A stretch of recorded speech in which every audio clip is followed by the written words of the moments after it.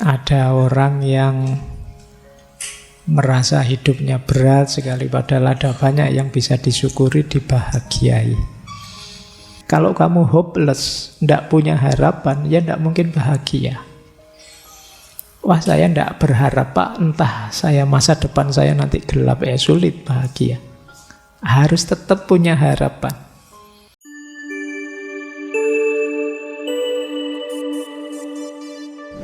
Assalamualaikum warahmatullahi wabarakatuh.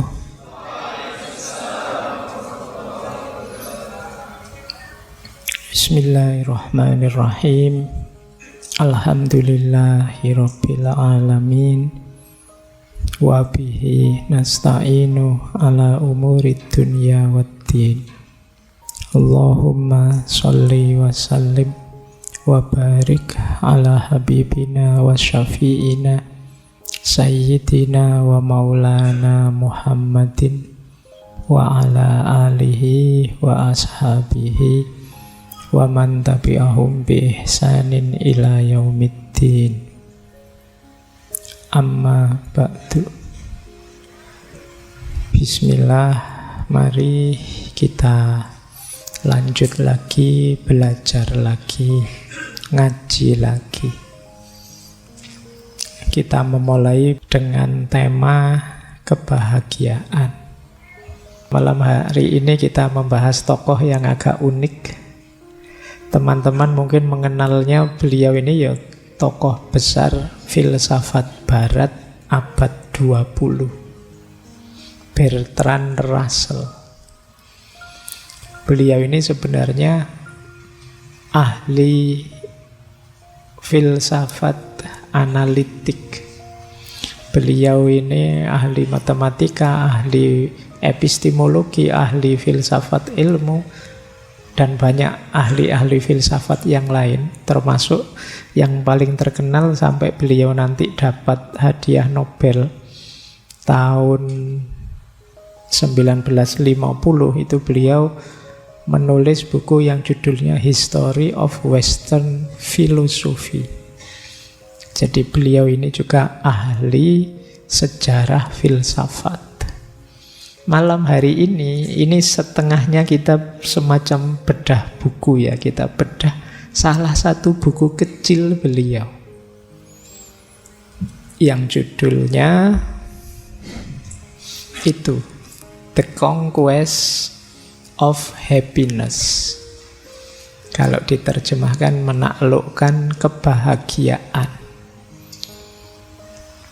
Buku ini luar biasa menurut saya ya. Ini buku tentang kebahagiaan yang versi rasional saja, pakai akal saja. Beliau ini mungkin agnostik atau antiteis, tidak percaya dengan metafisika dan ketuhanan. Nah, malam hari ini kita belajar kira-kira kalau pakai akal sehat, akal rasional saja, seperti apa sih kebahagiaan itu. Nanti minggu-minggu selanjutnya kita ambil model yang berbeda. Menurut Russell, buku ini sangat ringan. Makanya beliau bilang ini, buku ini tidak ditujukan kepada yang terpelajar. Nah, kalau kalian merasa terpelajar, tidak untuk kalian.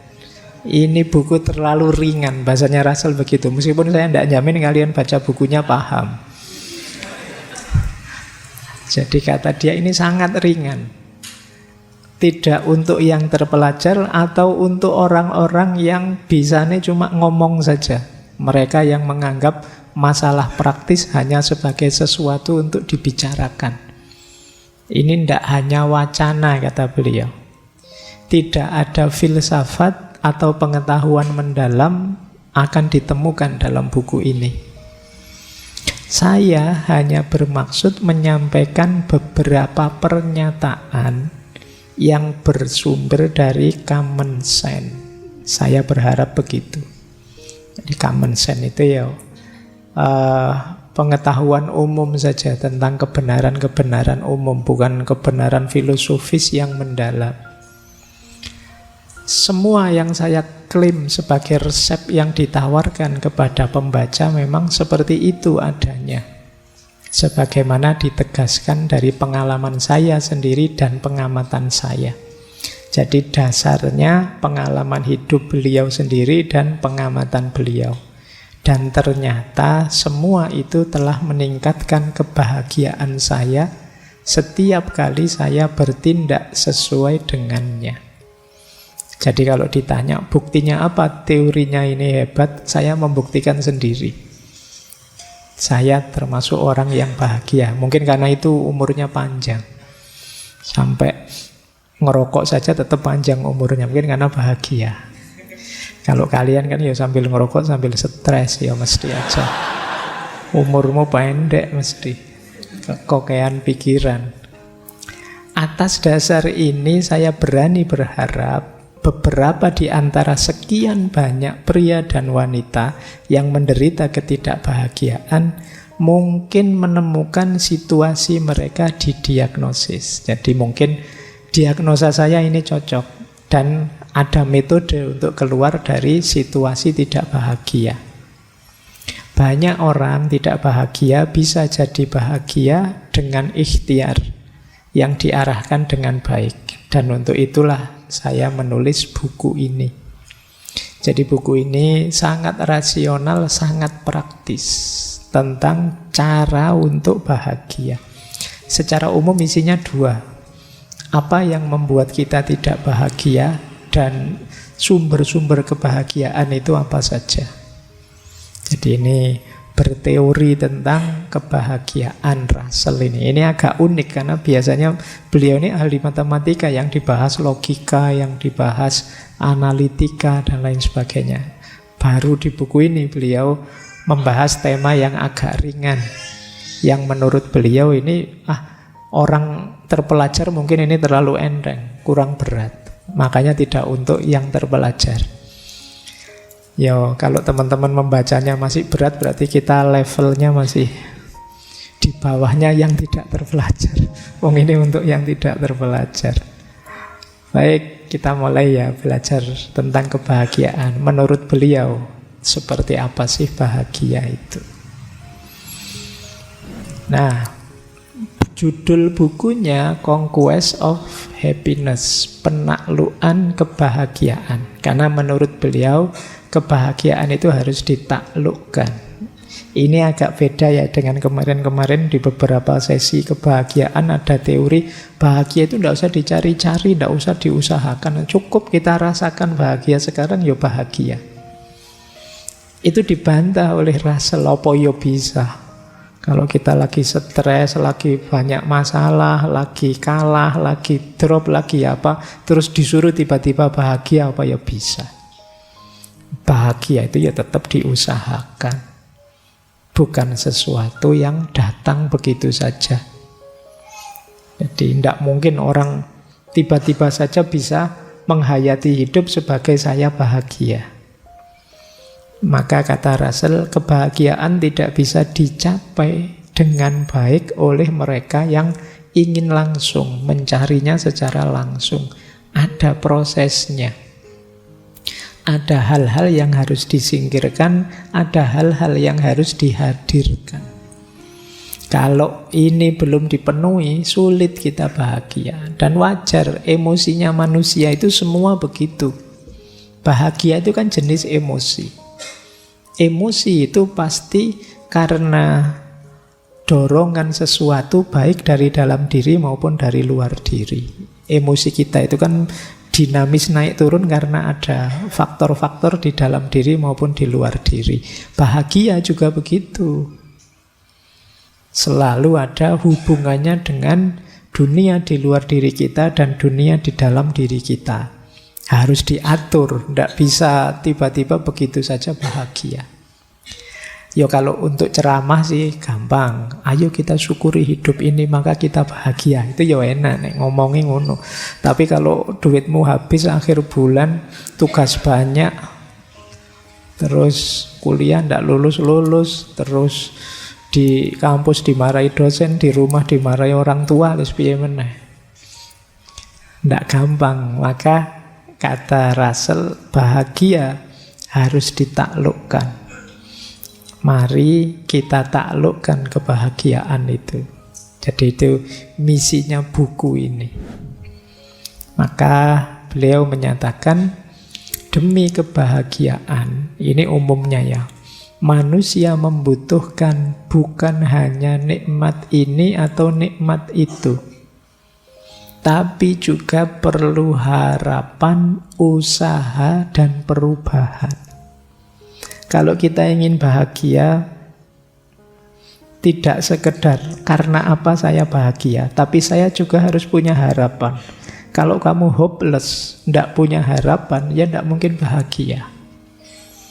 Wah, saya tidak berharap Pak, entah saya masa depan saya nanti gelap, ya sulit bahagia. Harus tetap punya harapan. Yang kedua, harus ikhtiar. Tidak bisa begitu saja datang. Dan yang ketiga, harus mau berubah. Kenapa harus mau berubah? Lah kalau kita tidak berubah, situasinya tidak akan ganti. Sekarang sedang tidak bahagia, yuk berubah yuk, tidak mau apa? Ya sudah, yuk tidak bahagia terus. Ya tetap harus mau berubah, harus tahu mana yang harus diubah biar saya bahagia. Ikhtiar tadi dalam rangka mengupayakan menemukan apa yang harus diubah. Karena sekarang saya tidak bahagia, besok saya harus bahagia, berarti harus ada yang diubah. Tapi ikhtiar untuk perubahan tidak ada gunanya kalau kita tidak punya harapan. Jadi kalau kita tidak berharap, opo yo kita mau berikhtiar secara semangat. Kalau kita hopeless kan tidak mau ngapa-ngapain sudah. Jadi kuncinya 3, harapan, upaya, dan berubah. Disitulah nanti kita bisa bahagia. Baik, saya lanjutkan. Nah, ini kan teorinya gampang-gampang kan. Kita lanjutkan ya. Terus kita mulai penjelajahan kita untuk memahami apa sih yang membuat tidak bahagia. Nanti banyak sekali. Kita urai satu-satu. Yang pertama, ini menarik. Istilahnya Russell, kepribadian Byronic. Byronic ini bukan istilah aneh-aneh sih. Byronic itu nama seorang penyair romantik Inggris. Namanya Lord Byron. Itu puisi-puisinya biasanya cirinya melankolis, dramatis, sedih, sepi. Itu Byron. Nah, individu yang berciri Byron itu individu yang senengannya menyendiri, sukanya merenung. Memang dia milih hidup untuk tidak bahagia, biar bisa punya puisi banyak. Loh, ya loh. Kalau hidupmu ceria, seneng saja kan tidak jadi puisi. Coba kamu patah hati, tiap hari nulis puisi mesti. Jadi ini namanya kepribadian Byronic. Jadi memang secara sengaja milih tidak bahagia. Jadi ini terus disebut kepribadian yang angkuh, pemurung, sinis, pemberontak, kesepian. Itu sengaja seperti ini dia. Biar vitalitas hidupnya terjaga bagi orang-orang ini.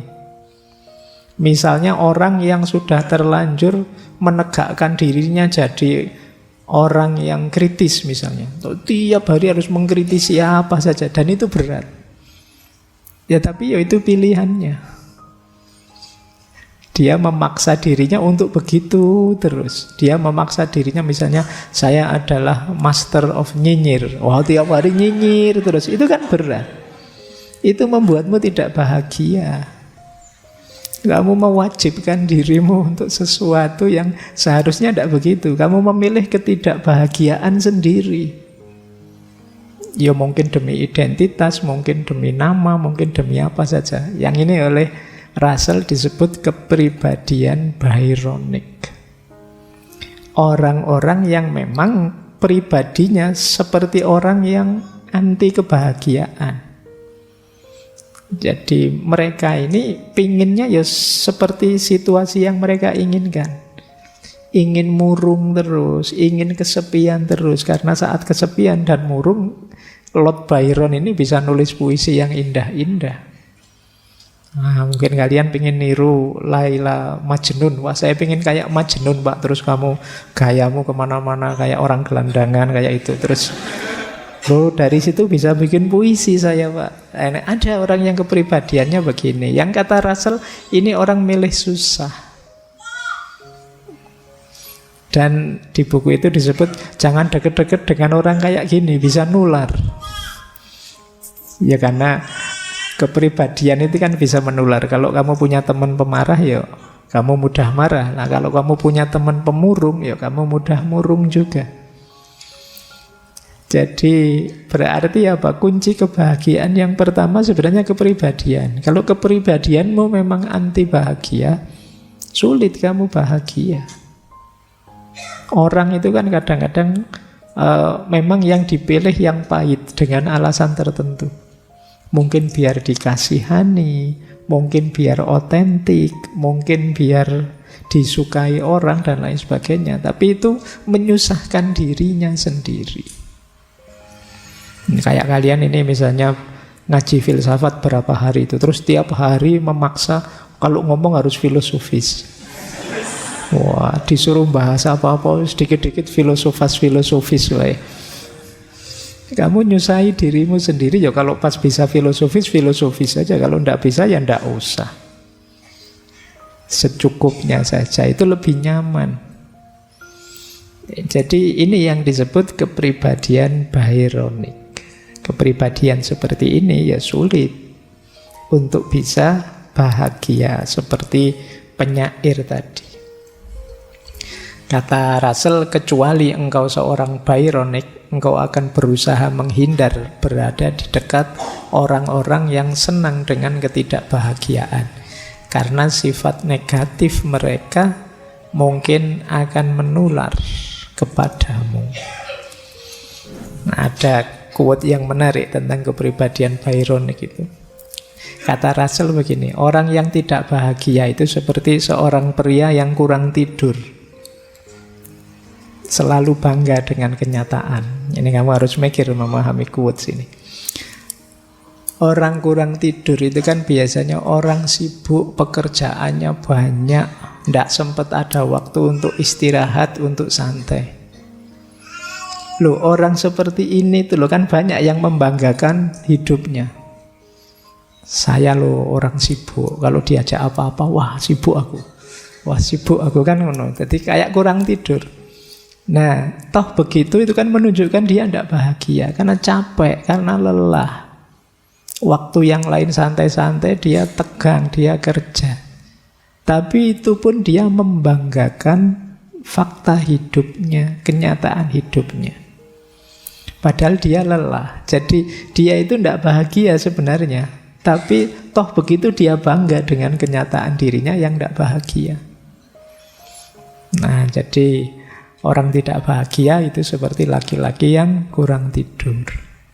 Dia selalu membanggakan kenyataan hidupnya. Padahal yang dia banggakan itu orang lain melihatnya kasihan. Sampean kerja keras mati-matian jungkir balik buat apa? Tidak bahagia. Lu biar saya bahagia, tapi kerjanya sendiri tidak membuat bahagia. Itu pun dia banggakan fakta hidupnya. Nah, ini salah satu quote yang berhubungan dengan jenis kepribadian Byron tadi. Kalau kalian ingin bahagia, kalau punya mindset seperti ini harus diubah. Hidupmu tidak santai, tidak nyaman. Meskipun kamu tutup-tutupi dengan ideologi, idealisme macam-macam, kamu kasih alasan, daki-daki, intinya kamu tidak bahagia. Kan itu saja. Kan tidak penting alasan itu. Yang penting kan kamu yang menjalani dan merasakannya. Baik, lanjut ya. Yang kedua, ini juga bikin masalah. Kalian tidak akan bahagia kalau mindsetmu adalah kompetisi, persaingan. Gara-gara persaingan ini kan kalian lupa waktu, bekerja terlalu keras, mengabaikan hal kecil sederhana biar bisa menang. Kalian selalu lirik kiri, lirik kanan, jangan-jangan ada yang lebih hebat dari saya. Jangan-jangan ada yang lebih pinter dari saya. Jangan-jangan ada yang lebih ganteng dari saya. Sudah. Kuliah hari pertama tolah-toleh yang kamu incer, ini yang pinter, lebih pinter dari saya mana ya? Yang lebih ganteng dari saya mana ya? Logikamu selalu logika persaingan. Atau jangan-jangan kamu lihat ini motornya yang lebih mahal dari saya mana ya? Persaingan. Jadi akan berat, kata Russell, bagi saya hal yang ingin saya peroleh dari uang adalah waktu luang dan rasa aman.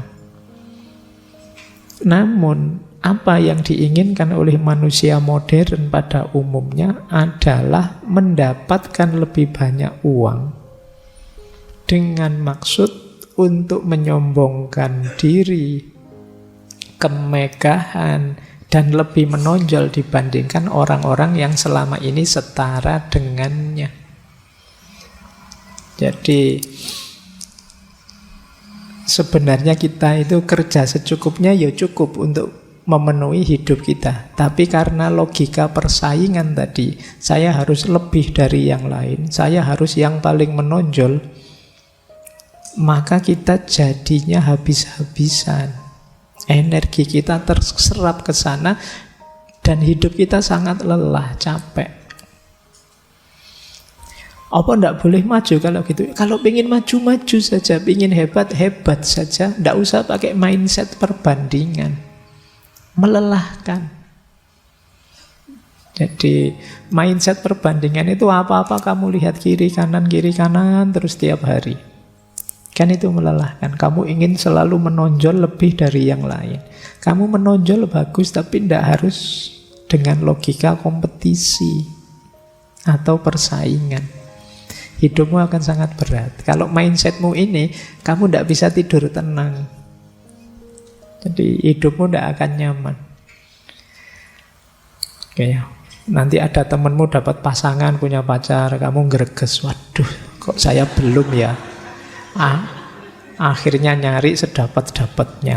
Nanti temenmu jadi capek tiap hari kamu ngeladeni kiri kananmu. Temennya beli motor baru, pakai baju bagus, pakai kamu, kamu ndak tenang tiap hari ke puskesmas nanti. Capek melayani kompetisi atau persaingan. Kata Russell, saya tidak memungkiri bahwa perasaan sukses membuat kita lebih mudah menikmati hidup. Apa yang saya tegaskan adalah kesuksesan hanya bisa menjadi salah satu unsur dalam kebahagiaan. Dan itu terlalu mahal dibeli jika semua unsur lainnya dikorbankan untuk memperolehnya. Sukses iya penting, kita bisa bahagia karena sukses. Tapi jangan segalanya untuk sukses itu. Hidup kita ini banyak sisinya yang lain. Kita masih punya sisi kesehatan, kita masih punya sisi kenyamanan hidup, kita masih punya sisi kebersamaan, kemasyarakatan. Ada banyak sekali dimensi hidup kita. Sukses memang salah satunya. Jangan karena hanya salah satu ini, semua sisi hidup kita korbankan. Ini namanya blunder. Tidak jadi bahagia, malah keteteran terus.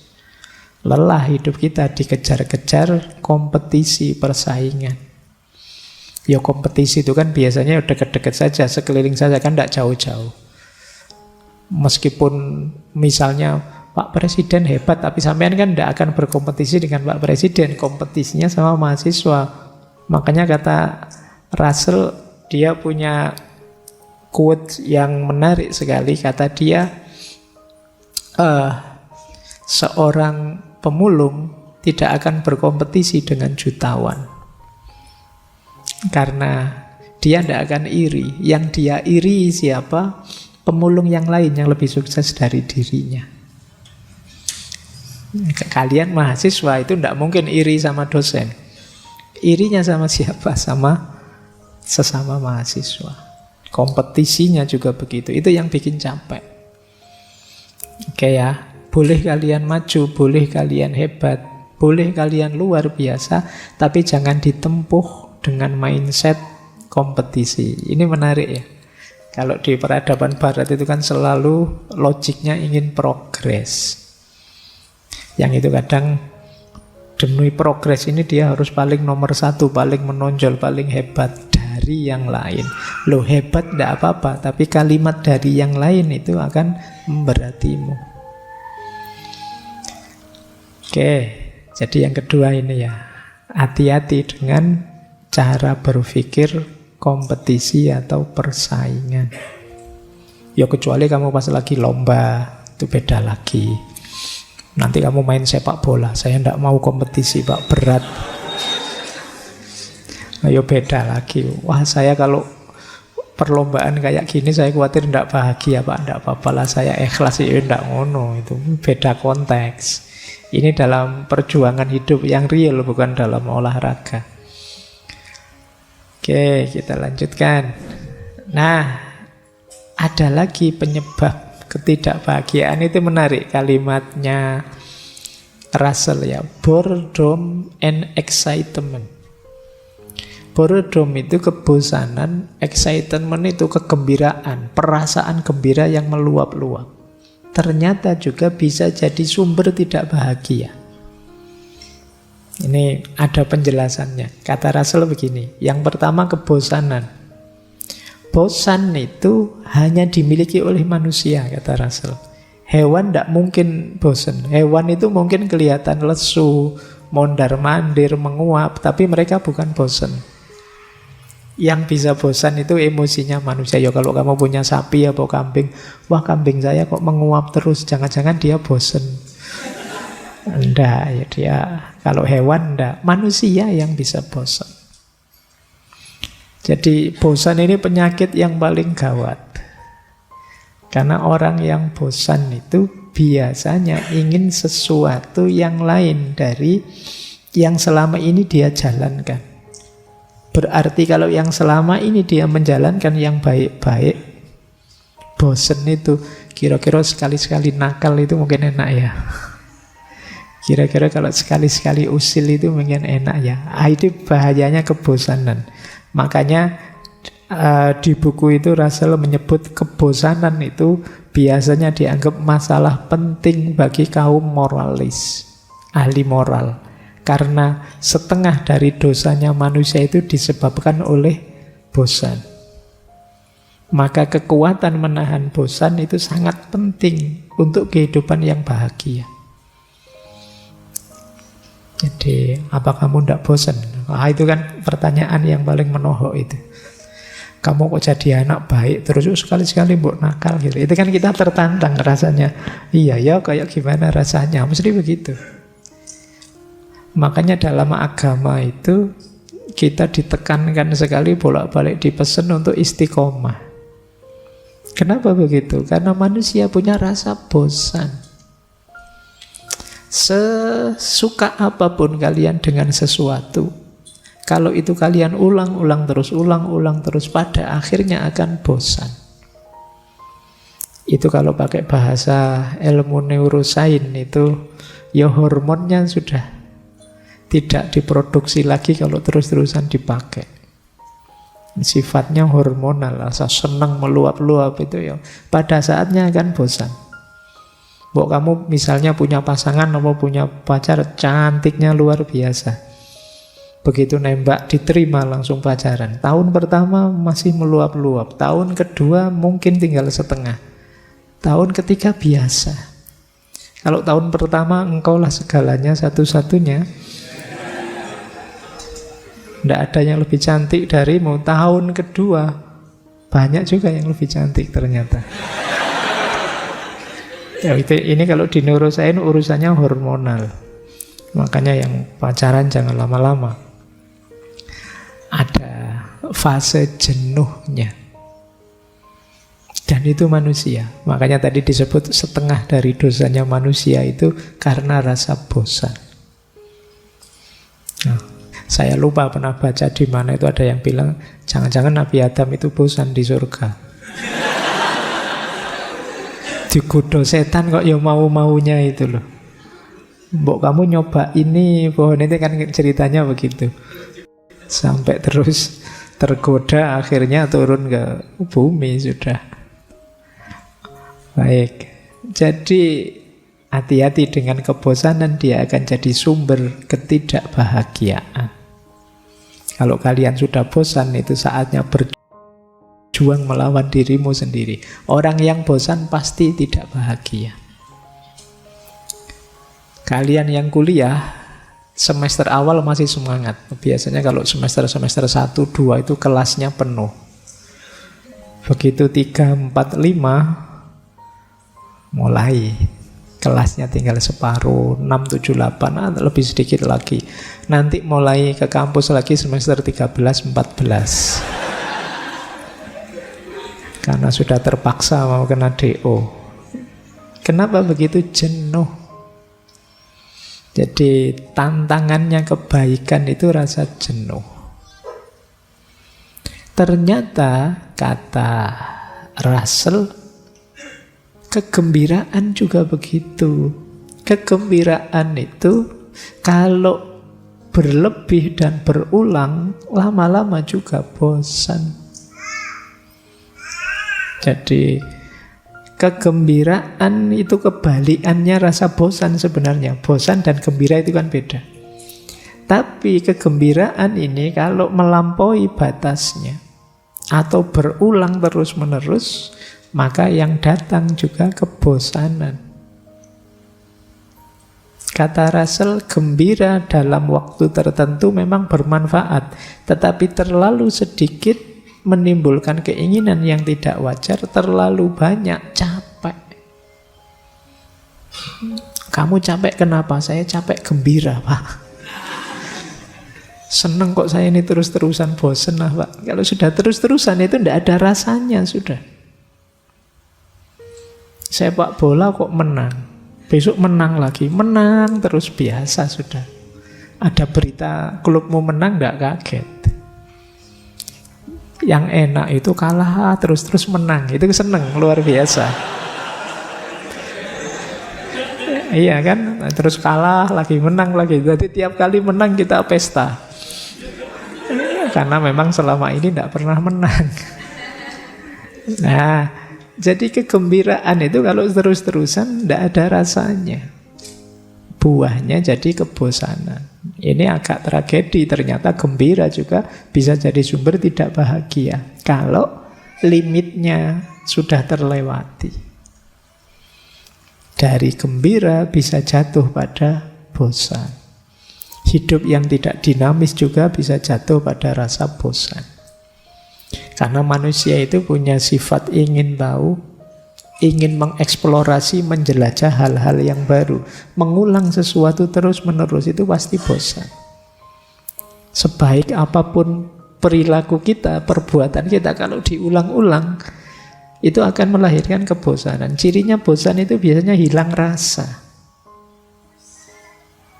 Rasanya sudah tidak seperti awal-awal dulu.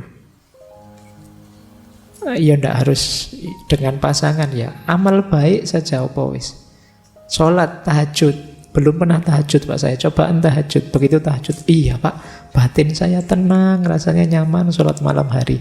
Yo istiqomahlah kira-kira 2-3 bulan. Itu nanti di bulan ketiga, gimana rasanya? Sudah biasa Pak, sudah. Itu manusiawi. Makanya dalam agama kita diperintahkan istiqomahlah. Istiqomah itu pertarungan melawan kebosanan. Jadi ya termasuk ngaji-ngaji seperti ini kan jane yang membosankan tuh. Tiap Rebo harus ke sini capek-capek, terus harus mikir, harus itu. Itu saya loh ya. Jadi ya kan yo mboseni to gini terus. Tapi yo gimana lagi, yuk diistiqomahi wong barang apik kan begitu. Kemampuan menaklukkan diri kita sendiri. Jadi inilah penyebabnya tidak bahagia. Cari strategimu sendiri ya untuk bisa mengalahkan kebosanan ini. Karena dia jadi sumbernya ketidakbahagiaanmu. Terus lelah. Wah, ini banyak sekarang yang pakai diksi lelah ya. Lelah saya Pak itu. Lelah apa enggak ngapa-ngapain kok lelah. Yang dimaksud oleh Russell dengan kelelahan di sini, lelah karena pikiran yang tidak stabil dan kecemasan-kecemasan yang tidak perlu. Itu melelahkan. Keraguan-raguan dan kecemasan itu melelahkan. Jadi kalau hidupmu serba ragu itu kan capek. Misalnya kalian pengen minum, minum saja. Tapi kalau mendadak ragu-ragu, minum enggak ya? Minum enggak ya? Kan terus cuma sekedar pengen minum terus jadi capek. Ini enaknya saya bolos kuliah apa masuk ya? Bolos apa masuk enak? Kamu mikir berjam-jam gitu dok. Kan capek. Mbok yo kalau bolos gitu aja kan selesai.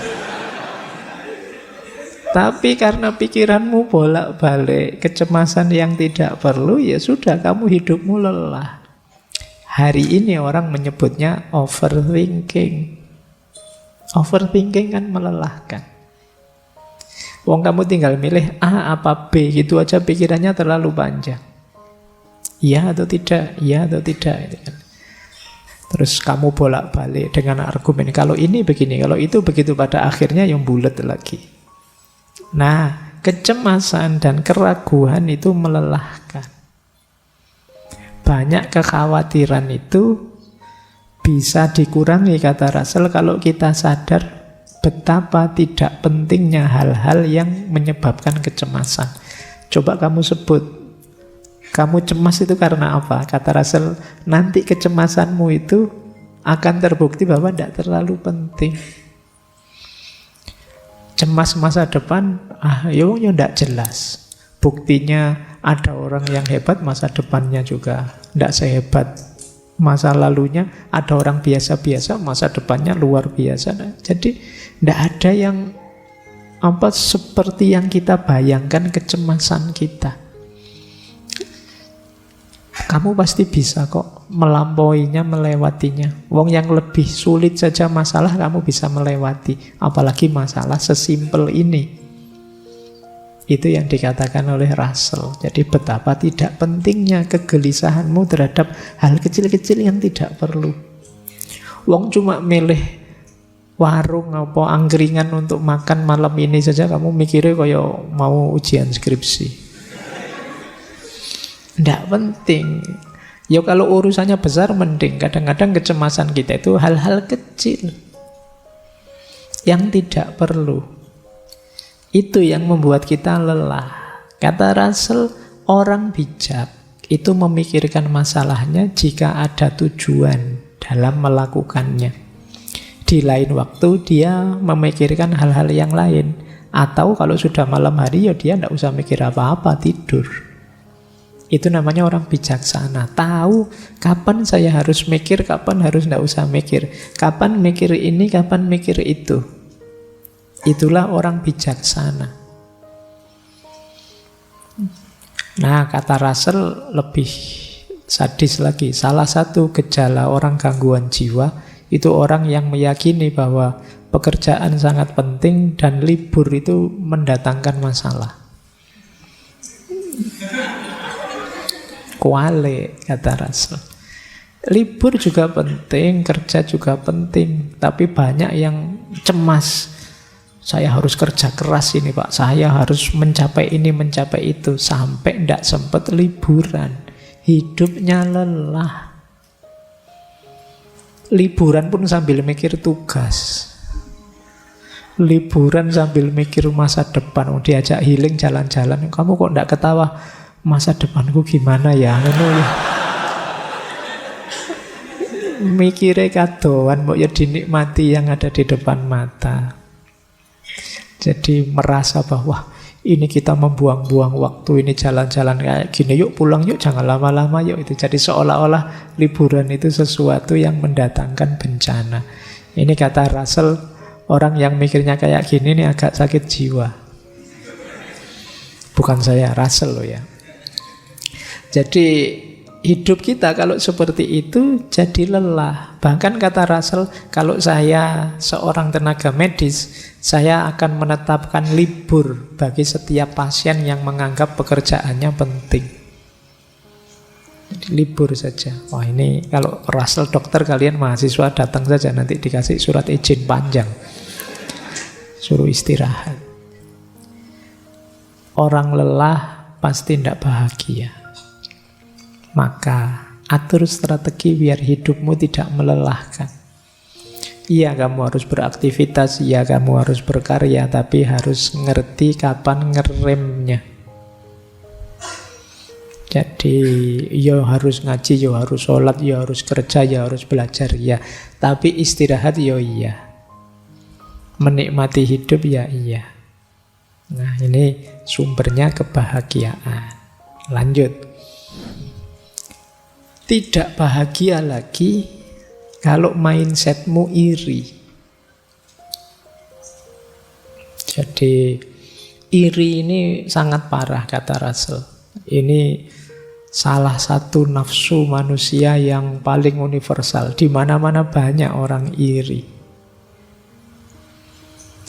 Nanti ada yang bantah begini. Yang itu dibantah juga oleh Russell. Kalian mungkin sering, Pak, saya iri untuk kebaikan kok, Pak. Kan kalian begitu. Itu kan ada teman saya hebat sekali, saya iri ingin seperti dia. Kalau bagi Russell itu bukan iri, ya tertantang saja untuk jadi baik. Iri itu kamu ndak rela orang lain hebat. Kamu ndak rela orang lain sukses. Kamu ndak rela orang lain uangnya banyak. Kamu tidak rela orang lain bahagia sementara kamu tidak. Itu iri namanya. Tidak apa-apa kan Pak? Saya iri biar saya sekaya dia, sehebat dia. Katanya Russell tidak begitu. Biasanya orang iri itu pikirannya bukan gimana saya sehebat dia, tapi bagaimana dia biar tidak sehebat itu.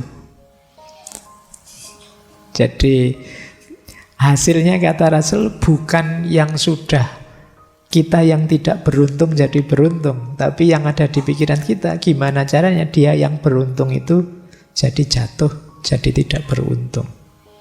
Itu logikanya orang iri. Biasanya naik satu level lagi terus jadi dengki. Kalau sudah dengki ini sudah agak parah. Karena orang dengki itu inginnya hancurnya orang yang dia dengki. Meskipun aku juga hancur tidak apa-apa. Aku rusak, tidak apa-apa asal dia juga rusak. Aku keluar uang banyak, tidak apa-apa asal dia hancur. Ini orang dengki. Dosaku besar, tidak apa-apa asal dia hancur. Itu orang dengki. Kalau kata Imam Ghazali, orang dengki itu perilaku syaitonia.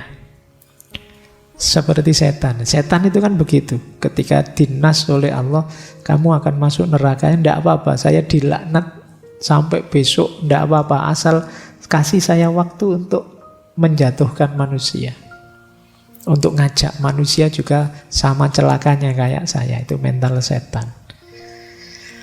Saya tahu bikin hoax itu dosa, biarlah saya berdosa asal hoaxku viral.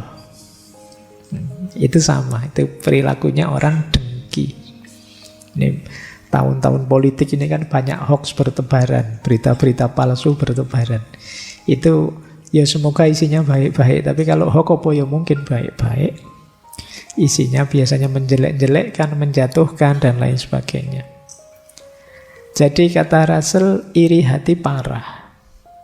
Salah satu penyakit paling parah dalam hidup manusia. Jika kita hanya membandingkan diri kita dengan orang yang telah mencapai atau memiliki lebih dari yang kita miliki, kemungkinan besar kita tidak akan bahagia. Jadi iri itu lanjutannya tadi. Hidup dengan kompetisi buahnya iri. Kok aku kalah ya? Kok bukan aku saja juaranya ya? Kok selalu sana juara terus? Kita kapan juaranya? Itu terus jadi iri. Ya seperti saya bilang tadi, ini tadi quote yang saya sebut tadi. Kata Russell, pengemis tidak iri pada jutawan.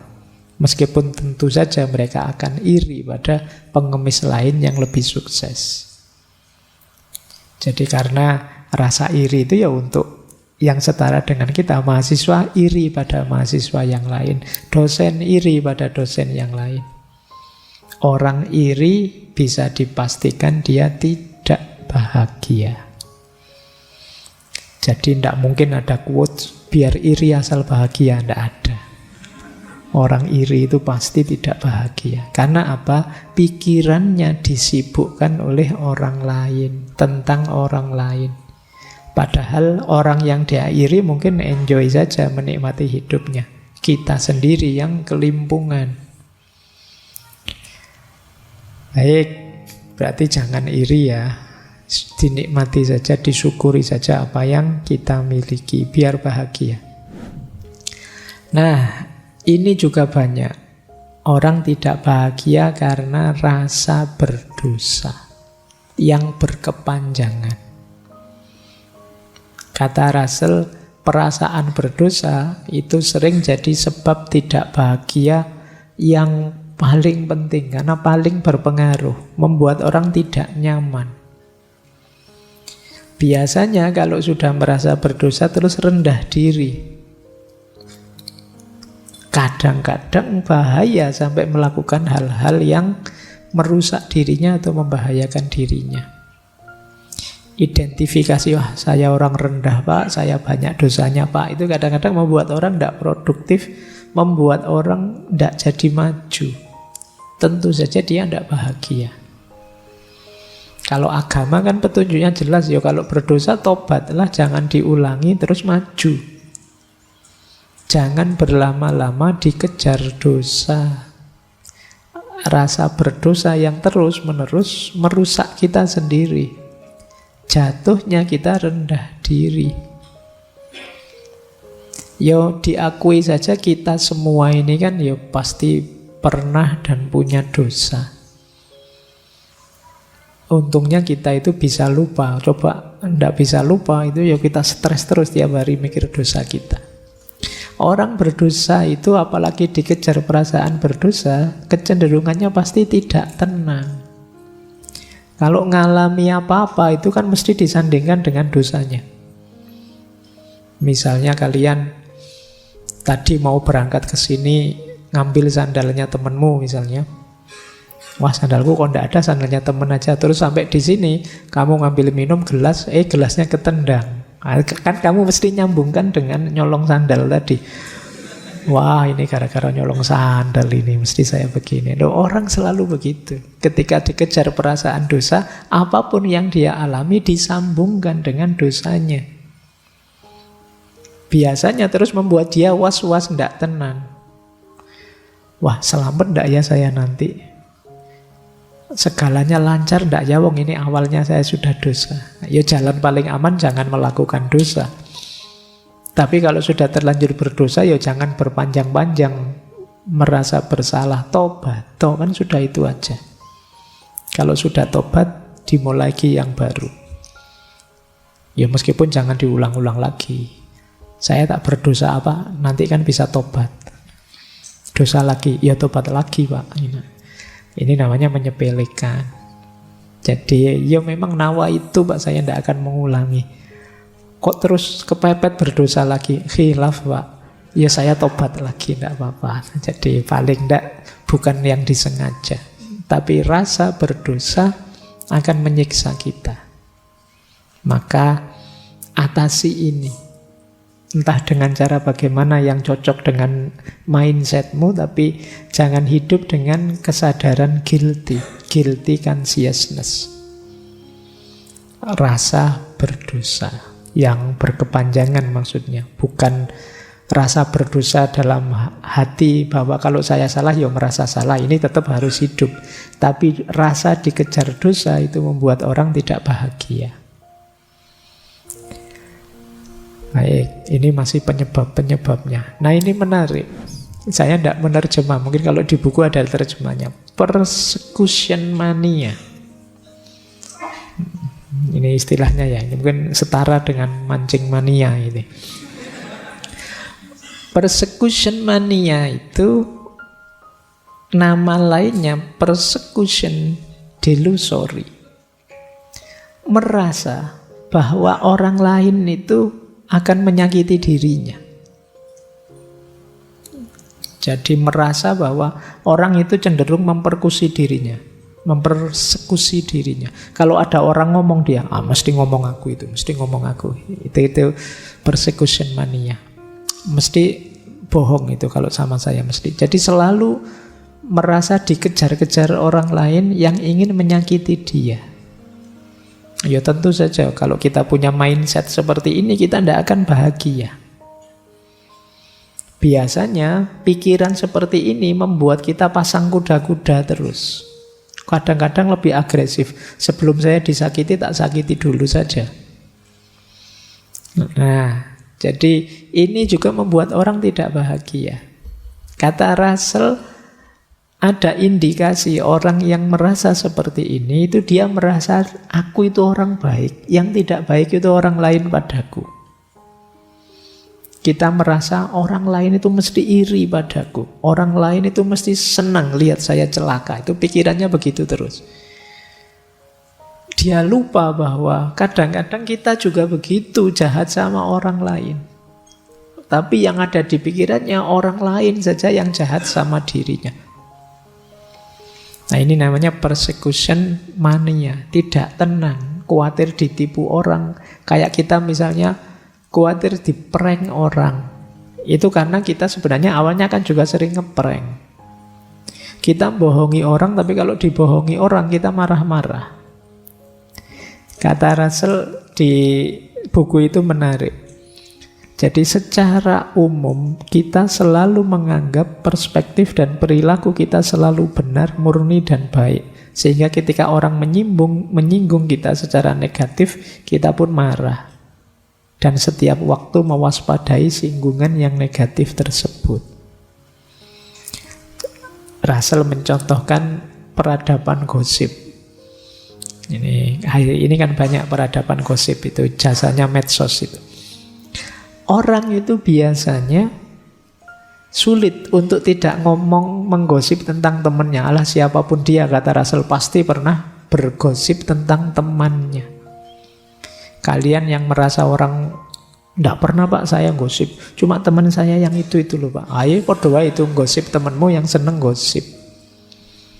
Kata Russell tidak pernah orang itu tidak menggosip temannya. Cuma kadang orang tidak sadar dirinya sendiri tukang gosip, yang disalahkan tukang gosip yang lain. Kalau orang menggosip tentang dirinya dia marah-marah, dasar orang tidak ngerti agama, ghibah terus. Padahal dia sendiri juga begitu. Loh kalau saya bukan ghibah ini pak, iktibar pak, pelajaran kalau yang jelek-jelek. Nah, akarnya mental kayak gini apa? Kamu menilai dirimu terlalu tinggi, menilai orang lain terlalu rendah. Kamu menganggap orang itu jelek semua, ingin memperlakukanmu jelek terus. Seolah-olah semua orang itu melihat kamu dan ingin menyusahkanmu. Ini namanya persecution mania. Biar tidak ada rasa ini apa, nanti Russell memberi 4 tips. Biar kita tidak merasa dikejar-kejar jeleknya orang lain. Yang pertama apa kata Russell? Ingatlah bahwa kita itu tidak sebaik, tidak semurni seperti bayangan kita. Kita juga ada jeleknya. Kita akan sering merasa aku itu yang benar, aku itu yang lurus, aku itu yang putih, yang hebat, yang murni. Enggak kok, kita juga ada jeleknya. Jangan merasa terlalu putih, terlalu baik. Enggak, kita juga banyak jeleknya. Ini membuat kita tidak memvaluasi diri kita terlalu tinggi. Yang kedua apa? Iya kita punya kelebihan, tapi ya jangan dilebih-lebihkan. Itu membuat kita terlalu tinggi menilai diri kita sendiri. Jadi 2 yang pertama ini penting untuk kita tidak terlalu tinggi menilai diri. Yang ketiga, jangan dikira orang lain memperhatikan engkau sebagaimana engkau memperhatikan dirimu. Ya contoh sederhana ya, kadang-kadang kalau kita jalan misalnya di gang, Terus di pinggir jalan ada orang duduk, itu kan rasanya orang itu nonton kita semua, menatap kita semua. Wah, kamu merasa kayak orang diperhatikan gitu. Padahal yang duduk di pinggir jalan cuek-cuek saja. Tapi rasa kita begitu. Kita itu cenderung merasa orang paling penting, paling diperhatikan. Siapapun dia, merasa begitu. Seolah-olah dunia itu muternya di sekitar kita saja. Nah, dinasehati oleh Russell, ayo kita ingat-ingat bahwa kita tidak sepenting itu. Orang lain mungkin ngomentari kita, tapi mereka tidak akan memperhatikan kita. Biasanya habis komentar ya sudah. Anggap saja orang gosip, bareng-bareng ngobrol. Setelah gosip selesai pulang, ya mikir masalahnya sendiri-sendiri masing-masing. Tidak mungkin dia mikir kita terus. Gitu loh. Teman kita itu loh ya, tiap hari bolos saja misalnya. Itu kan ya pas ngomong itu aja bahas kita. Setelah dia pulang ya mikir absennya sendiri, mikir nilainya sendiri. Tidak mungkin mikir kita terus-terusan. Sementara kita menganggap orang itu mikir kita terus, memperhatikan kita terus. Itu yang justru membuat kita tidak bahagia. Yakinlah bahwa meskipun mungkin kita dianggap penting oleh orang lain tetap akan lebih fokus pada masalahnya sendiri. Ngurusi dirinya sendiri yang nomor satu. Jadi ya sepeduli-pedulinya kalian pada temanmu kan tetap kamu mikir dirimu sendiri dulu. Nah ini yang harus kita ingat-ingat biar kita tidak kegeeran seolah-olah semua orang memperhatikan kita. Terus baru kita tegaskan jangan dikira orang itu sangat memikirkan kita untuk menyakiti kita. Enggak lah. Kayak tadi menganggap wah ini orang iri mesti sama saya ya. Enggak. Mikirnya tidak harus begitu. Orang itu misalnya kita tersakiti kadang-kadang mungkin secara tidak sengaja saja. Yo kayak kalian kalau gosip itu loh kan. Kalau orang yang digosipi datang kan terus cepet-cepet berhenti. Yang digosipkan datang. Jadi karena memang tidak terlalu penting juga. Makanya terus ganti tema. Jadi sementara kita yang merasa kegeeran, merasa penting, merasa tinggi, jadi terus sangat tersinggung, sangat marah, dan lain sebagainya. Jadi demi kenyamanan kita sendiri, demi kebahagiaan kita, ayo kita hindari mindset persecution mania. Merasa orang ingin menzolimi kita semua, ndak akan ke situ. Yakinlah bahwa sepenting apapun kita bagi orang lain, dia tetap mendahulukan problem dan masalahnya sendiri, bukan kita. Ini biar kita lebih tenang. Ini yang kata Russell, persecution mania. Lanjut. Wah, masih ada lagi. Ini masih satu babak. Tidak bahagia lagi kalau kita serba takut pada opini publik. Takut dikomentari orang banyak. Kunci ketidakbahagiaan adalah terlalu peduli pada orang lain yang orang lain pikirkan tentang kita. Atau apa yang orang lain anggap penting tentang kita. Mau melakukan apa saja nanti kira-kira komennya orang gimana ya. Jadi selalu begitu, kita tidak akan bahagia. Kata Russell, boleh kita menghormati opini publik. Syaratnya dua, untuk menghindari kelaparan dan menghindari biar tidak dipenjara, itu baru kita perhatikan komentarnya orang. Kalau kita butuh bantuan, baru kita dengarkan. Itu sederhananya begitu. Asal bukan kriminal dan demi menghindari kelaparan, itu ya bolehlah kita mendengarkan komentarnya orang dalam konteks ini. Itu maksudnya apa? Tidak usah terlalu sering didengarkan. Karena orang itu komen itu ya sak komen-komennya. Suka-suka dia. Oh, apalagi sekarang peradaban medsos. Jadi komen itu bisa sak kapoke. Video 1 menit, komentarnya bisa 2 rem itu kalau di print. Ratusan, kadang ribuan.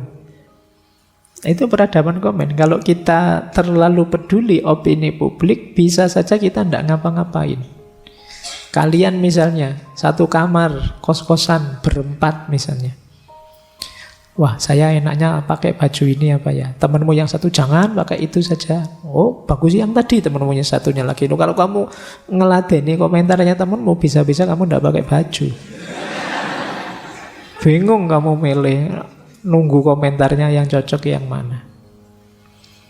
Tidak apa-apa, versimu sendiri saja. Orang komen kan sesuai kondisinya masing-masing. Mereka mungkin tidak tahu persis kondisi kita.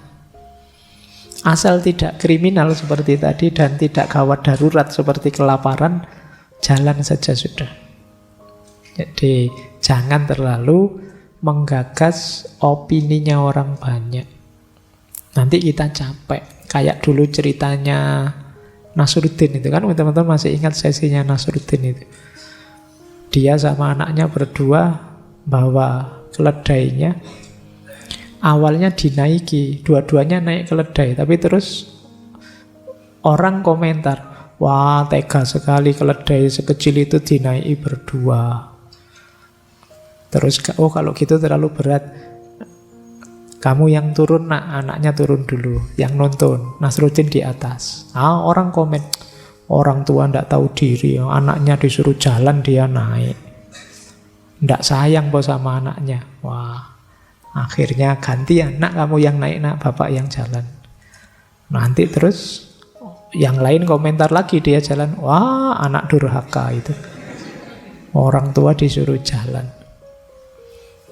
Akhirnya wah semuanya salah nak, ayo kita turun saja, dituntun saja keledainya, dituntun keledainya. Itu pun orang komentar, aduh orang bodoh, bawa keledai kok jalan kaki, itu gimana? Bingung mereka, saking jengkelnya. Sekarang gini aja nak, ayo keledainya saja yang kita junjung berdua. Itu karena mengikuti opini publik. Jadi ini nama lain orang yang tidak punya prinsip. Akan membuat kita tidak bahagia. Jadi asal tidak terlalu membebani kita, sekali dua kali kita dengarkan, tapi jangan terlalu ditakuti, karena akan menghambat kita menuju kebahagiaan. Baik, lanjut. Penyebab tidak bahagia sudah tuntas. Dihindari tadi yang dijelaskan di awal. Sekarang Russell ingin membahas sumbernya bahagia. Apa saja itu kalau kalian ingin bahagia? Yang pertama dan kedua, semangat dan kasih sayang. Hidup yang penuh semangat dan cinta. Baik cinta yang diberikan maupun cinta yang diperoleh. Itu membahagiakan. Kalau kalian bersemangat kan bahagia. Caranya gimana untuk semangat? Kata Russell, semangat itu rasa haus meluap-luap untuk meraih sesuatu. Caranya gimana untuk bisa semangat? Minat, keinginan. Lakukan apa yang memang cocok dengan dirimu jadi keinginanmu. Kamu akan semangat. Jadi orang yang tidak punya cita-cita, tidak punya keinginan, sulit bahagia karena melakukan apapun kurang semangat. Tegaskan keinginanmu, kejarlah, raihlah, itu mesti semangat. Tapi kalau kalian tidak punya target apa-apa, sulit untuk bisa semangat. Sementara sumbernya bahagia itu kan semangat. Kalau kalian ingin melakukan sesuatu yang sudah kalian target, meskipun capek, meskipun lelah, keluar biaya, itu ya kalian bahagia. Nah, pupuklah semangat. Plus cinta, kasih sayang. Kenapa cinta penting? Kalian akan tambah semangat kalau dalam meraih keinginan tadi didukung dengan cinta dan kasih sayang. Ada yang mendukungmu karena cintanya padamu. Mungkin orang tuamu, mungkin sahabatmu, mungkin temanmu, tetanggamu. Ya kan pacari tonggone dhewe kan dukungan dari tetangga. Jadi dukungan kasih sayang itu menguatkan semangat. Maka pupuklah semangat dengan punya cita-cita, punya keinginan. Kata Russell, salah satu penyebab utama kurangnya semangat adalah perasaan bahwa seseorang tidak dicintai. Sedangkan sebaliknya, perasaan dicintai meningkatkan semangat lebih dari apapun. Jadi cintailah dan carilah cinta. Yang dicintai itu kan berarti kalian mendapatkan cinta. Mendapatkan cinta itu luar biasa rasanya. Sama semangatnya dengan ketika kalian mencintai. Kalau sudah jatuh cinta itu kan semangatnya sudah luar biasa, meledak-ledak. Di situ Russell menjelaskan, seorang anak yang tidak diberi kasih sayang orang tuanya karena alasan apapun, mungkin saat besar dia akan jadi penakut, tidak suka berpetualang, dipenuhi ketakutan dan rasa mengasihani diri sendiri, dan tidak lagi mampu menghadapi dunia dalam suasana eksplorasi. Ini salah satu contoh. Seorang anak yang tidak dapat dukungan cinta, hidupnya ya males-malesan. Dia serba takut karena tidak ada yang mendukung dia. Maka ini penting ya untuk orang-orang di sekeliling kita. Ayo kita dukung semuanya saja dengan perhatian kita, kasih sayang kita. Siapapun itu, mungkin saudara, mungkin teman sekelas, teman kos-kosan. Ayo saling mendukung dalam cinta. Karena begitu kita sadar ada orang yang penuh kasih sayang pada kita dan mendukung kita, itu kan kita semangat mewujudkan mimpi-mimpi kita. Tapi kalau kita merasa diabaikan, merasa sendirian, ya kita tidak terlalu semangat meraih cita-cita dan keinginan kita. Ini sumber kebahagiaan. Ayo mencari cita-cita yang mulia dan mencari relasi teman yang mendukung, yang penuh cinta dan kasih sayang. Terus kata Russell lagi, sumber kebahagiaan lagi apa? Keluarga. Keluarga jadi dasarnya kebahagiaan. Kalau keluarganya ngaco dan kacau, sulit kita bahagia. Jadi keluarga itu kan tempat bersandar kita dalam hidup, apapun yang terjadi. Senang, sedih, gembira maupun berduka, itu kan larinya kita ke keluarga. Maka kehidupan keluarga yang kokoh adalah sumber kebahagiaan yang besar. Termasuk nanti teman-teman kalau sudah punya keluarga sendiri, punya anak, ini membuat kita, harapan kita lebih besar. Keinginan-keinginan, target-target muncul. Semangat kita tambah tinggi karena dukungan kasih sayang dari keluarga. Russell sendiri bilang, bagi saya pribadi, secara pribadi, saya telah menemukan kebahagiaan saat menjadi orang tua yang lebih besar daripada kebahagiaan lainnya yang pernah saya alami. Jadi begitu punya anak, dia merasa bahagia luar biasa dibandingkan kebahagiaan apapun. Jadi begitu punya anak, dia merasa lebih semangat lagi mencapai ini, itu, dan lain sebagainya demi keluarga. Untuk bisa berbahagia di dunia ini, kata Russell, apalagi ketika masa muda sudah lewat, kita perlu merasa diri ini bukan sekedar individu yang terasing, yang hari-harinya akan segera berakhir, tapi menjadi bagian dari arus kehidupan yang mengalir dari benih pertama menuju masa depan yang jauh dan belum diketahui. Karena ada keluarga, kita kan merancang hidup kita ini panjang. Ya kalau nanti saya tidak ada, dilanjutkan anak saya dilanjutkan cucunya, maka kita membangun legasi secara sangat bersemangat. Usia kita terbatas, tapi keluarga kita nanti yang melanjutkan estafet perjuangan kita. Ini membuat orang bersemangat. Ini kan semuanya nanti kan masing-masing kepala rumah tangga, dan semuanya juga punya rumah tangga, punya keluarga. Perhatikan aspek ini. Jadilah keluarga yang saling mendukung dalam cinta dan kasih sayang.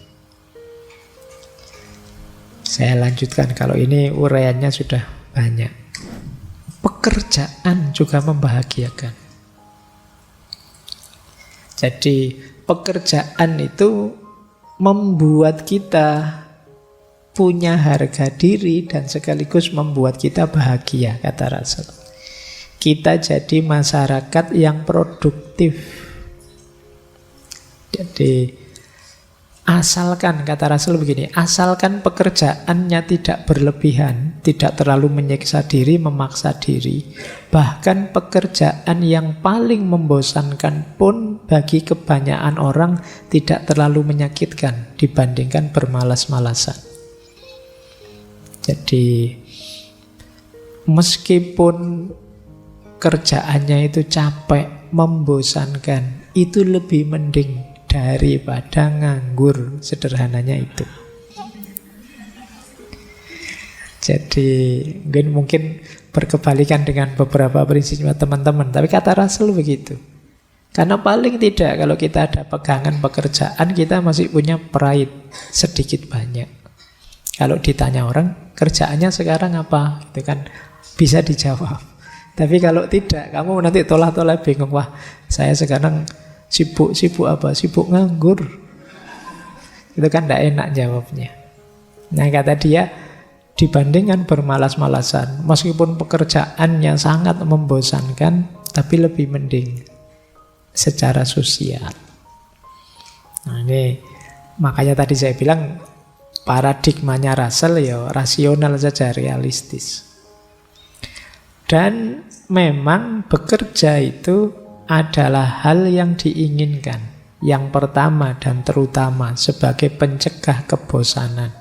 Karena kebosanan yang dirasakan seseorang ketika ia melakukan pekerjaan tidak ada artinya dibandingkan kebosanan yang dirasakan ketika ia pengangguran. Kan beda ya rasanya. Kamu bosan kenapa? Saya bosan Pak kerja terus. Nah, kalau kamu bosannya saya bosan Pak nganggur terus. Itu kan rasanya beda. Yang pertama diinginkan, yang kedua tidak diinginkan. Jadi sederhananya pekerjaan itu membuat kita percaya diri, itu yang membahagiakan. Tidak punya pekerjaan membuat kita agak minder. Dan bagi Russell, tanpa harga diri, kebahagiaan sejati hampir tidak mungkin terjadi. Dan orang yang malu dengan pekerjaannya sulit mendapatkan harga diri. Intinya, pekerjaan juga adalah sumber kebahagiaan. Selain keluarga, selain semangat dan kasih sayang. Ada lagi sumber kebahagiaan apa? Kepentingan impersonal. Kepentingan impersonal itu hal-hal sederhana, santai untuk ngisi waktu luang yang membuat kita rileks, tidak tegang. Tidak serius seperti ngurus keluarga, pekerjaan, keuangan, tidak begitu. Kalau di Russell, kepentingan impersonal itu contohnya membaca buku, nonton pertandingan, pergi ke teater, bermain golf, ya karena mungkin Russell kan bangsawan. Jadi aktivitas rileksnya itu membaca buku, nonton pertandingan, pergi ke teater, ini biaya semua ini. Bermain golf. Yo, kalau kita ya mungkin nongkrong di angkringan, pagi-pagi ngopi, santai, nonton orang lewat, itu yang gratis-gratis saja lah. Tapi kan santai. Jadi yang tidak tegang. Ini yang disebut kepentingan impersonal. Nah, ini agak lawannya tadi. Kalau tadi kan disuruh serius bekerja, ya tapi jangan kerja terus lah. Ada santainya. Itu cirinya orang bahagia. Bahkan kata Russell, lebih baik tidak melakukan apa-apa daripada melakukan perbuatan jahat. Nah, berarti boleh tadi ya kalau kalian ditanya, kerja apa? Enggak, saya masih nganggur. Loh kok masih nganggur? Lebih baik tidak melakukan apa-apa daripada melakukan perbuatan jahat. Ini jawabannya ya, nanti kamu nggak usah grogi. Jadi separuh dari pekerjaan yang bermanfaat di dunia adalah memerangi pekerjaan yang merugikan. Jadi diam saja itu termasuk masih menguntungkan daripada jahat. Ada quotes yang menarik dari Russell, "The time you enjoy wasting is not wasted time." Kita kan sering ada istilah menyia-nyiakan waktu. Kamu melakukan apa saja sih, tidak penting, itu menyia-nyiakan waktu. Tapi kalau kita bisa menikmatinya, itu bukan wasting time, kata Russell. Yaitu kepentingan impersonal tadi. Kamu kok seharian main game saja. Loh, tapi saya senang bisa menikmati. Itu bukan wasting time. Jadi time you enjoy wasting is not wasted time.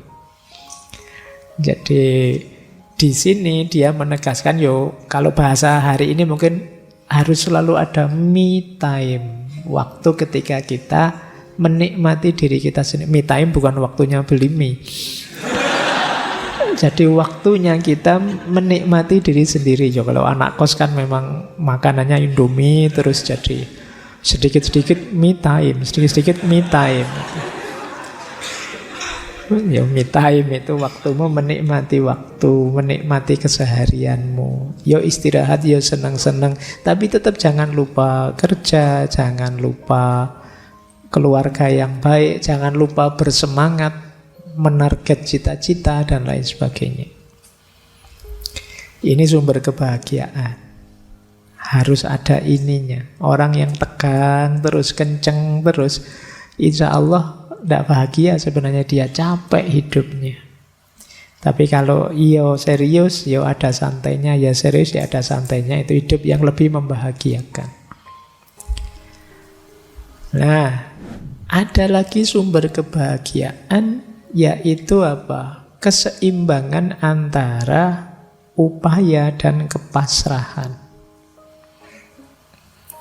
Jadi kalau bahasa agama ini seimbang antara ikhtiar dan tawakal.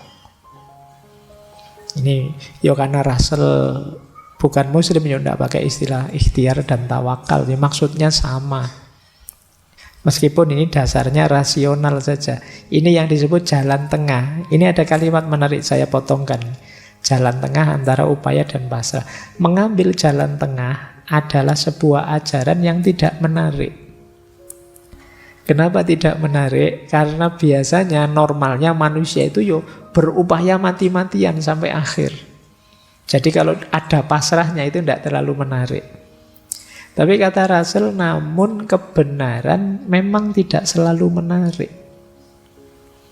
Dan ada banyak hal yang dipercaya orang lantaran menarik, meskipun kenyataannya sangat sedikit bukti yang mendukungnya.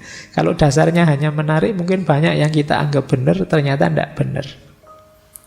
Jalan tengah itulah yang dimaksud di sini. Jadi jalan tengah itu mungkin doktrin yang tidak menarik, tapi secara umum doktrin itu benar. Kenapa benar? Karena kita ini tidak menguasai sepenuhnya hidup kita. Kita tidak bisa memastikan kalau saya rajin mesti nilai saya tinggi. Kita tidak bisa memastikan kalau saya kerja keras mesti kaya. Maka jalan tengah ini yang kita ambil. Ya ada upayanya, tapi juga ada pasrahnya. Jadi tidak semuanya disatukan, pokoknya usaha terus mesti sukses, enggak juga. Ada banyak orang berusaha enggak sukses. Ada yang santai enggak berusaha malah sukses. Dan itulah hidup. Maka harus tengah-tengah. Ya ada upayanya, ya ada pasrahnya. Ini penting, kalian harus ngerti kapan momen untuk pasrah, kapan momen untuk upaya. Jangan waktunya upaya kamu pasrah, waktunya pasrah kamu berupaya. Saatnya menyerah kamu berjuang. Kemarin saatnya berjuang kamu santai, menyerah. Waktunya nembak kamu diam saja. Ditembak orang mau kawin baru kamu heboh. Ya sudah telat. Jadi kamu harus tahu batasnya upaya dan pasrah. Orang bijaksana itu, kata Russell, walau dia tidak akan diam menghadapi kesulitan yang dapat diatasi, namun dia tidak akan membuang waktu dan emosi untuk menghadapi hal yang tak dapat dihindari. Ya kalau memang sudah tidak bisa dihindari, ya sudah, tidak perlu mati-matian menghindari.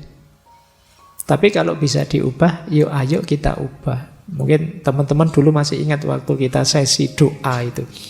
Jadi ada doa yang luar biasa, yaitu kita berdoa yang pertama minta diberi kekuatan untuk mengubah apa yang bisa diubah, minta diberi kesabaran untuk menerima apa yang tidak bisa diubah, dan yang ketiga minta diberi kebijaksanaan untuk bisa membedakan keduanya.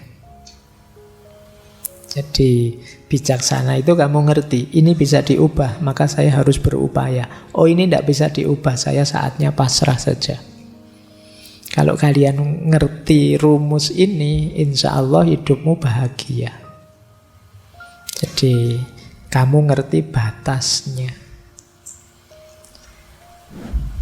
Baik, nah kalau tadi sudah yang membuat tidak bahagia apa, yang membuat bahagia apa. Sekarang kita rangkum ya dari narasi-narasi di buku tadi. Bagaimana sih kemudian kita menaklukkan kebahagiaan itu? Yang pertama, ternyata untuk bisa bahagia, kita harus mampu menghancurkan egoisme dan menganggap diri kita sebagai manusia normal saja. Ini penting menurut saya ya. Menghancurkan egoisme itu yang tadi, rasa benar, rasa penting, rasa tinggi, rasa hebat. Ini semua ego. Lebih kondusif kita merasa sebagai manusia biasa saja. Iya, saya punya kelebihan, tapi ya ada kekurangannya. Iya, saya ngerti bidang ilmu ini, tapi banyak bidang ilmu yang lain yang saya tidak bisa. Iya, saya ini manusia yang ada hal-hal yang dikagumi orang, tapi sebenarnya banyak juga dalam diri saya hal-hal yang memprihatinkan. Ini namanya hidup sebagai manusia normal saja. Jadilah manusia biasa saja. Ini lebih membahagiakan. Karena kalau kita mengidentifikasi diri kita dengan ego-ego besar tadi, jangan-jangan lelah hidup kita. Karena identifikasi sesuatu itu kan implikasinya kita harus begitu terus. Misalnya teman-teman mengidentifikasi, saya ini Pak, santri Pak, saya ini orang soleh loh Pak. Oh itu kan terus abot kan, kamu kapanpun harus acting sebagai orang soleh. Nanti dengar adzan, wah ke masjid ini. Terus nanti dengar, terus kamu dituntut begitu. Mending tidak usah woro-woro, tidak usah deklarasi, biasa saja. Yes, kalau mau ke masjid, ke masjid. Kalau mau melakukan kebaikan, lakukan saja. Tidak usah dengan memberi label atribut yang memberatkanmu sendiri. Jadi itu yang disebut kesadaran sebagai manusia biasa saja. Itu akan lebih membahagiakan. Yang kedua, berhentilah bersikap perfeksionis, menipu diri sendiri. Kalau iya bilang iya, kalau tidak bilanglah tidak. Tidak usah perfeksionis. Orang tahu kok semua orang itu ada kurangnya, tidak ada manusia yang sempurna. Kadang-kadang salah sedikit, kadang-kadang khilaf sebentar, manusiawi. Tidak usah menipu diri. Itu akan lebih memberatkan kita. Tidak usah terlalu banyak pakai topeng lagi. Topeng kita sudah banyak dalam hidup ini. Biar tidak lelah. Yang membuat kita lelah itu kan karena kita menipu diri kita sendiri. Misalnya kalau ditanya, ngantuk ndak mas ngaji kayak gini? Ndak pak, saya melek terus. Tapi yo pas ngaji deklak-deklok itu kan yo kamu berat sendiri, nanti ada temennya lihat malu kan kamu. Coba tadi bilang, ya saya kadang-kadang ngantuk Pak. Itu kan lebih santai. Tapi karena kamu menipu dirimu sendiri, ya berat akhirnya. Jadi konsekuensi yang harus kamu tanggung. Yang ketiga, untuk bisa bahagia, yuk berjuang, bekerja keras mencapai tujuan. Ya, kita harus berikhtiar, berusaha. Sambil tadi ya, ngerti batasnya kapan pasrah. Dan jangan dibiasakan menyalahkan keadaan mencari kambing hitam. Biasa kok hidup itu ada sukses, ada gagal. Ada lulus, ada tidak lulus, biasa. Ya memang rumusnya hidup begitu. Ada senang, ada susah. Wajar itu sudah. Tidak usah cari kambing hitam, tidak usah menyalahkan keadaan, nanti tambah berat. Wah ini gara-gara temanku ini, tiap malam ngajak begadang saja, tidak lulus mata kuliahku. Lalu kamu sendiri ya mau diajak begadang. Disalahke kancane. Jadi ya sudah lah, kalau sudah begitu ya efeknya memang begitu. Karena kamu begadang tidak lulus, biasa saja. Iya sih Pak, berarti besok saya harus lebih baik lagi. Kan begitu saja. Tanpa harus rasa bersalah berkepanjangan, merasa berdosa berkepanjangan. Cukup kamu sesali, kamu perbaiki ke depannya biar lebih bagus. Ini hidup yang lebih membahagiakan. Tidak terlalu bertele-tele, apalagi kamu terus menyangkal, denial, nyari-nyari alasan. Saya itu sebenarnya rajin loh Pak, saya tidak tahu saya. Kemasukan apa saya semester ini? Nggak usah pakai alasan macam-macam lah. Ya sudahlah, diterima saja. Ya wajar kok orang itu kadang seneng, kadang susah, kadang gagal, kadang sukses. Asal kita bisa menata diri sehingga terus progres tambah baik, itu sudah luar biasa. Yang keempat, ayo kita minimkan ketakutan-ketakutan, kecemasan-kecemasan yang tidak perlu. Mari kita sadari kadang-kadang kecemasan kita itu tidak beralasan. Sia-sia saja. Cemas itu kan biasanya tentang yang akan terjadi ke depan. Yang akan terjadi ke depan kita tidak tahu. Biarlah jadi rahasia nanti. Yang penting sekarang kita berikhtiar semampu kita, sebaik yang kita bisa. Itu saja sudah. Jadi hilangkan khawatir ini, khawatir itu. Pak, saya besok kira-kira ada jodohnya enggak ya Pak? Saya kok sampai semester gini rasanya enggak ada yang mau sama saya. Enggak usah dipikir itu. Jodoh di tangan Tuhan sudah. Ya kecuali kamu cuek, enggak ngurusi, ya bisa saja nanti lepas Tuhan, lepas tangan. Jadi kamu sendiri ditawari bolak-balik ya kesuwen mikirnya. Jadi ayolah, tidak usah khawatir. Kamu boleh sekali-sekali kamu tulis ya, kekhawatiranmu yang mencemaskanmu apa. Tulisan wis, khawatir ini, khawatir itu, khawatir ini, khawatir itu. Sekarang mulai banyak, kemarin saya baca orang kena gejala penyakit psikosomatis. Jadi kecemasan di pikiran yang mengefek ke sakit fisik beneran. Nah, mungkin lambung lah, mungkin vertigo lah, mungkin apalah, namanya psikosomatis. Jadi kalian jangan terlalu banyak overthinking, jangan terlalu banyak mikir yang aneh-aneh, cemas yang tidak perlu. Nanti jadi penyakit. Jadi ternyata tidak selalu sakit fisik berpengaruh ke jiwa. Sebaliknya sakit jiwa bisa juga berpengaruh ke fisik.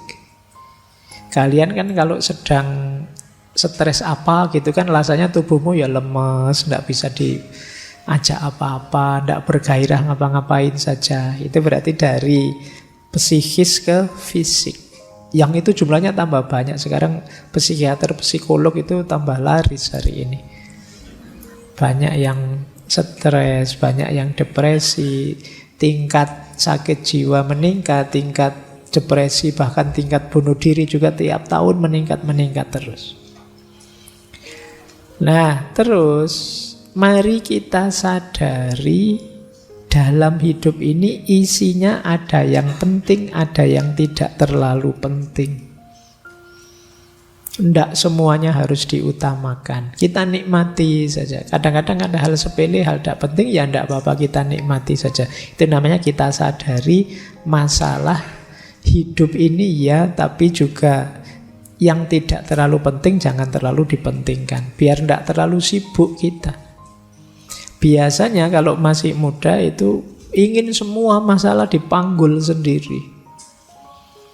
Tidak hanya masalah pribadi, mungkin masalah kampusnya, masalah negaranya, masalah dunia.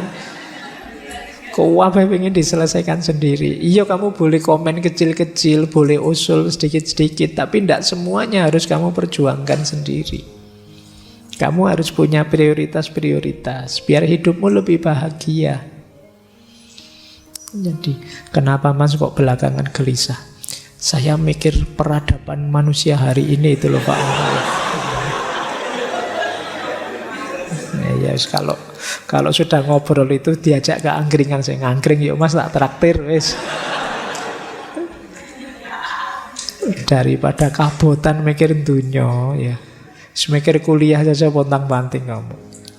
Ya nikmati hidupmu. Kamu boleh usul, boleh punya gagasan ini itu, tapi tidak harus semua masalah kamu panggul sendiri. Nah, yang terakhir, cara menaklukkan kebahagiaan adalah jangan biarkan dalam situasi apapun pikiranmu macet, rasionalitasmu tidak jalan.